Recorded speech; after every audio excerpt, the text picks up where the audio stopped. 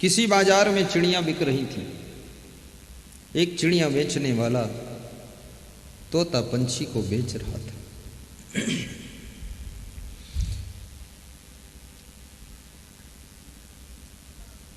खरीदने वाले लोग आते थे, पूछते थे तोता की क्या कीमत है। उसके पास में दो पिंजड़े थे, दोनों पिंजड़ों में एक एक तोता था। तोता समझते? सुआ, पोपड़। तोता। चिड़िया बेचने वाला बोलता कि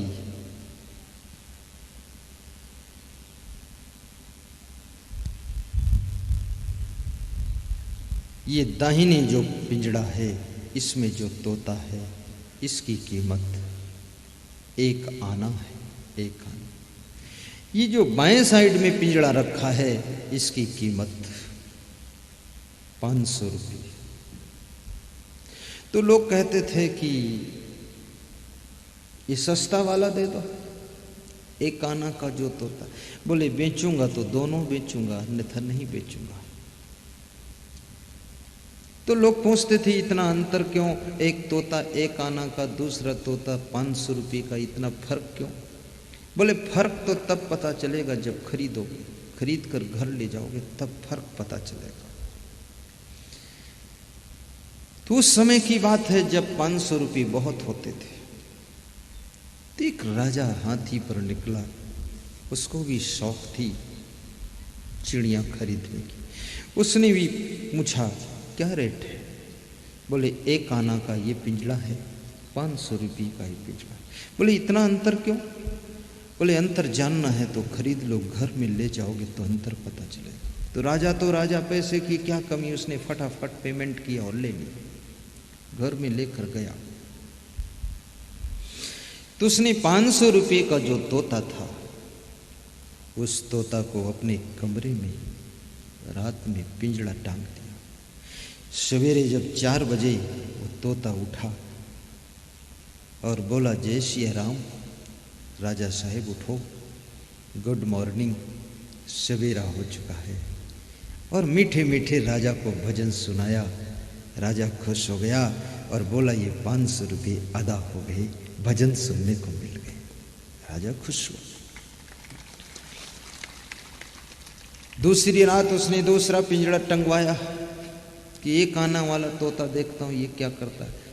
उसको टांगा। सवेरे जब 4 बजे वो तोता उठा तो राजा से बोला उठ साले, सोता है अभी, तेरी ऐसी कैसे?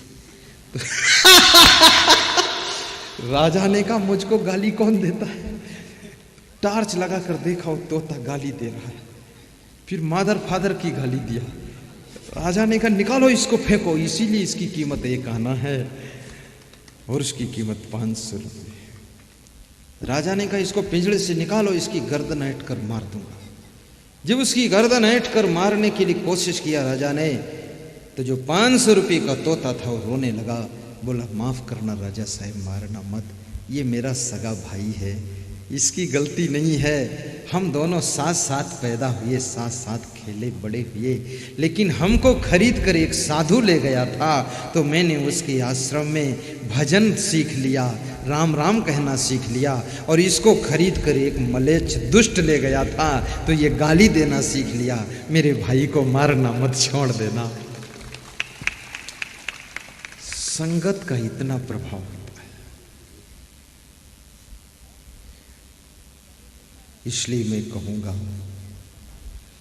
3 चीज़ें इंसान को बनाती और बिगाड़ती है, संग, साहित्य और वातावरण।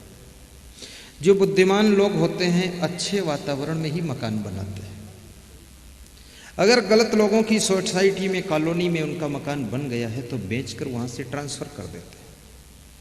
आसपास में किस तरह के लोग रहते हैं? तुम तो तुम हो, तुम्हारे बच्चों के ऊपर आसपास के लोगों का प्रभाव पड़ेगा, बच्चे बिगड़ सकते हैं।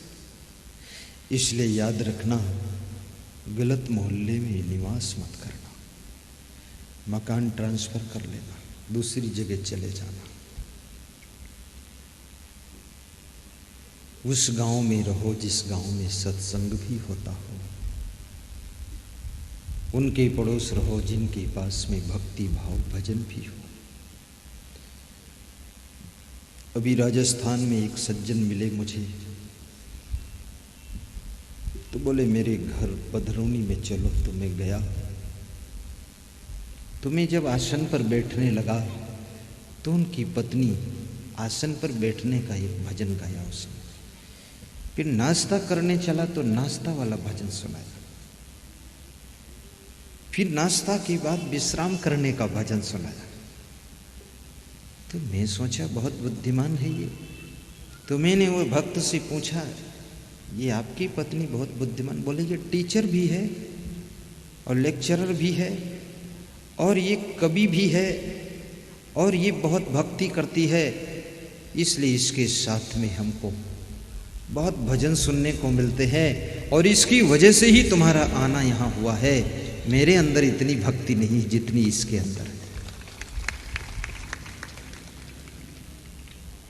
भक्ति भाव वाली पत्नी मिल जाए तो पति को भी तार देती है।